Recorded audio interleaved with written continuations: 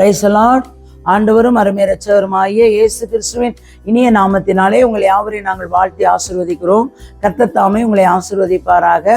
இன்றைய தேவ வார்த்தை நீதிமொழிகள் 3ஆம் அதிகாரம் 29வது வசனமும் 30வது வசனமும் சொல்லுகிறது பாருங்க. அச்சமின்றி உன்னிடத்திலே வாசம் பண்ணுகிற உன் அயலானுக்கு விரோதமாக தீங்கு நினையாதே. ஆமேன். நல்ல கவனிங்க. அச்சமின்றி உன்னிடத்திலே வாசம் பண்ணுகிற உன் அயலானுக்கு என்ன பண்ணாத? விரோதமாய் தீங்கு நினையாதே.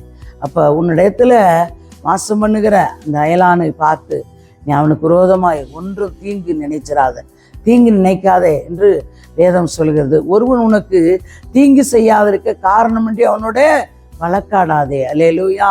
அப்போ பாருங்க, சிலர் பார்த்தீங்கன்னா யாரை பற்றியாவது அந்த பற்றி குறை சொன்னாதான் அவங்களுக்கு தூக்கமே வருங்க, இல்லைன்னா அவங்களுக்கு தூக்கமே வராது. அவங்க யாரையாவது பற்றி ஒருத்தரை பற்றி சொல்லிக்கிட்டே இருக்கணும், இல்லைன்னா தூக்கமே வராது. அல்லேலூயா. அப்படி அல்ல, வேதம் அப்படி சொல்லவில்லை. ஆமென்.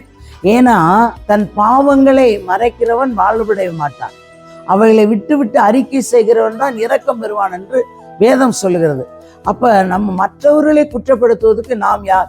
வேதமே சொல்லுகிறது, மற்றவர்களை குற்றப்படுத்த நீ யார் என்று. இப்போ நம்ம ஒருவனை உனக்கு தீங்கு செய்யாதிருக்க காரணமின்றி அவங்களோட வழக்காட நம்ம வேண்டாம். அவங்க நம்மளையே தப்பாவே சொல்லியிருந்தாலும் நமக்காக கர்த்தர் வழக்காடுவார். அதுதான் தேவனும் நம்மிடத்துல விரும்புகிறார். கர்த்தர் அதுதான் நம்மிடத்துல விரும்புகிறார். காரணமின்றி வேண்டாம், ஒருவரோடு வழக்காட வேண்டாம், அவங்களுக்கு தீங்கு செய்ய வேண்டாம். அல்லேலூயா. பாருங்க, ஒருவன் உனக்கு தீங்கு செய்யாதிருக்க, அப்படித்தான் வசனம். காரணமின்றி அவனோடு வழக்காடாத. சிலர் பார்த்தீங்கன்னா எப்போ பார்த்தாலும் வழக்காடி கொண்டே இருப்பாங்க. அதுவும் தேவனுக்கு பிரியமில்லாத வாழ்க்கை. அல்லேலூயா. வேண்டாம். அப்போ தேவனிடத்தில் எப்பொழுதும் நாம் சமாதானமாக இருக்க கற்றுக்கொள்வோம். யாவரோடும் பாருங்கள், கூடுமானால் யாவரோடும் சமாதானமாக இருக்க பழகி கொள்ளுவோம். கர்த்தர் இந்த வசனத்தை கொண்டு உங்களை ஆசீர்வதிப்பாராக. இந்த வசனத்தின் பிரகாரம் வாழ கற்றுக்கொள்ளுங்க. தகப்பனே மை துதிக்கிறோம், சோத்திரம். கர்த்தாவே சர்வ வல்லமையுள்ள தெய்வமே மை துதிக்கிறோம், சோத்திரையா.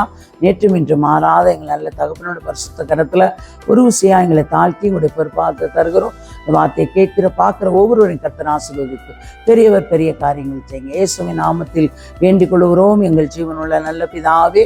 ஆமேன், ஆமேன்.